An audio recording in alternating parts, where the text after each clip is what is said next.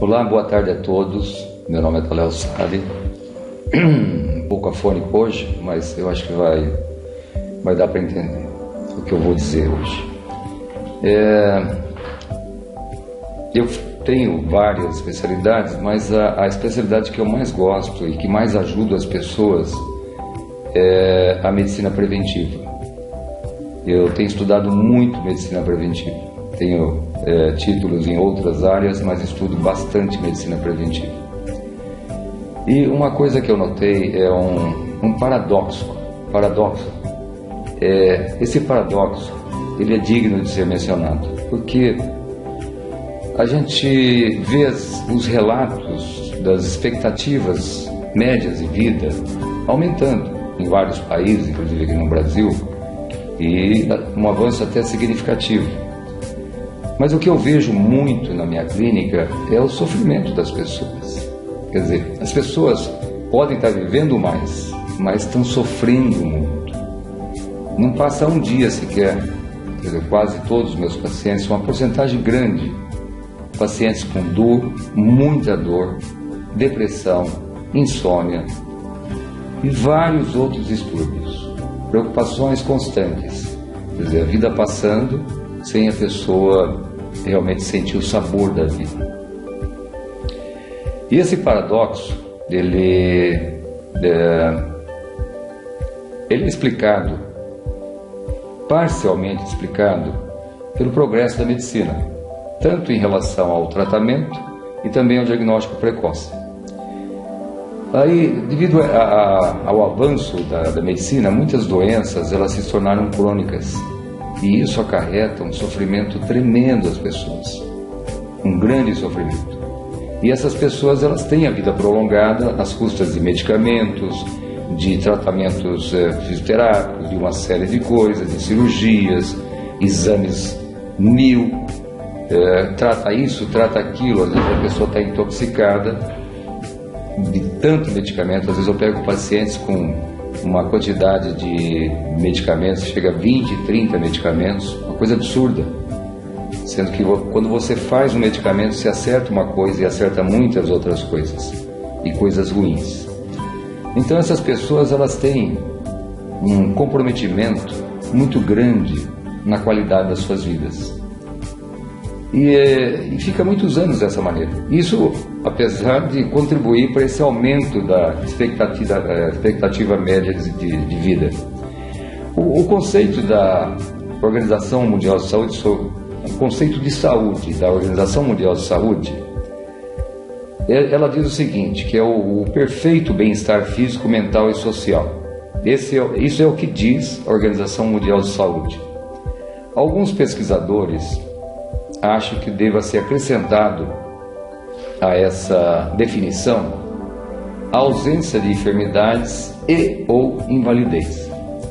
Então, segundo esse conceito, grande parte da população não tem saúde. Grande parte está em sofrimento. Eu vou comentar hoje alguma coisinha só, alguma coisa que fez com que aumentasse muito esse sofrimento e esse aumento das doenças e a piora da qualidade de vida. Uma coisa que cresceu nesses últimos anos foi a obesidade, o aumento de peso.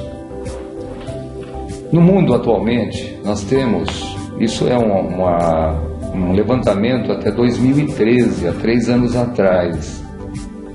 No mundo, nós temos 2,1 bilhões de pessoas na classe de obesidade e sobrepeso.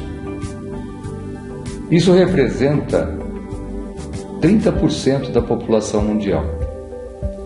Então, um levantamento de 1980 a 2013, a obesidade ela aumentou 27,5% entre os adultos. E olha que coisa interessante, que coisa assustadora, 47,1% entre as crianças. Eu me lembro muito bem, quando eu estudava ginásio, antigamente chamava de ginásio, hoje acho que ensino fundamental. Na minha classe nós tínhamos 2 pessoas que eram consideradas, uns 40 alunos, 2 pessoas que eram consideradas obesas. Hoje está sendo a maioria, mais de 50% da população, ou acima do peso ou com obesidade. Então, nenhum país no mundo, durante essa pesquisa de 1980 a 2013, nenhum país no mundo diminuiu a taxa de obesidade, nesses 33 anos de pesquisa. No Brasil, como eu estava dizendo, 52,5% dos homens, isso também é um dado ainda não bem atualizado, acima de 25 anos, de 20 anos, e 58,4% das mulheres acima de 20 anos têm sobrepeso ou obesidade. Entre os adolescentes, 22,1% dos garotos e 24,3% das garotas. É uma situação alarmante.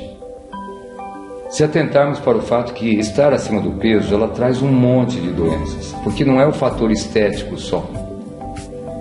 Ela, se nós fizermos uma comparação, ela suplantou o tabagismo na mortalidade, na piora de qualidade de vida. Ela está se aproximando das 2 maiores causas de mortalidade que nós temos, que são as doenças cardiovasculares e os cânceres, sendo que ela é fator de risco importantíssimo para essas 2 doenças. Então, quando você está acima do peso, você tem um grande fator para várias doenças, para mortalidade prematura, para doenças cardiovasculares, para diabetes tipo 2, para osteoartrite, para doença de Alzheimer, para depressão, para diminuição de imunidade, desbiose intestinal, porque o intestino é um órgão importantíssimo na nossa imunidade, na produção de neurotransmissores, na nossa calma, na nossa sensação de bem-estar. E tem várias outras condições agravantes. Eu gosto de assinalar um estudo que foi feito, foi publicado em 2003, no JAMA, uma revista científica altamente conceituada. E nesse estudo, os pesquisadores da Universidade de Medicina, da Faculdade de Medicina da Universidade de Johns Hopkins, nos Estados Unidos, eles estimaram o número de anos perdidos em garotos e garotas abaixo, que atingiam a idade de 20 anos com uma obesidade acentuada. Eles estimaram, esse estudo foi publicado em 2003, é um estudo assustador. Eles estimaram que para o sexo masculino, a perda, os anos perdidos, seria de 13 anos para o sexo masculino e de 8 anos para o sexo feminino. Então, é uma situação, como eu disse, alarmante, porque quando deixamos isso acontecer, nós estamos antecipando a morte dos nossos filhos e estamos piorando também a qualidade de vida deles. E muitas coisas acontecem com os jovens quando eles estão acima do peso. É a maior causa hoje de distúrbios hormonais nos jovens. Traz consequências nefastas para os jovens, a qualidade de vida dos jovens. Então, um exemplo disso é a quantidade grande de jovens com distúrbios sexuais até, e que vem aumentando progressivamente. E os nossos jovens, as nossas crianças, eu falei das crianças, que aquela quantidade absurda de obesidade crescendo em crianças, só para relatar um dado interessante. Em 2004, nos Estados Unidos, foi feita uma pesquisa nos Estados Unidos em 2004. Eles fizeram um levantamento e nesse levantamento eles calcularam que a indústria de fast food e refrigerantes, ela gastou nesse ano de 2004 $2,5 bilhões de dólares para se autopromover.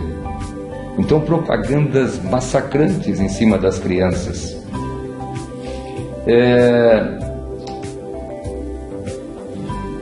Contrapondo a isso, a indústria da boa alimentação, eles calcularam, quer dizer, frutas, legumes, coisas boas, evitando doces, comidas de qualidade.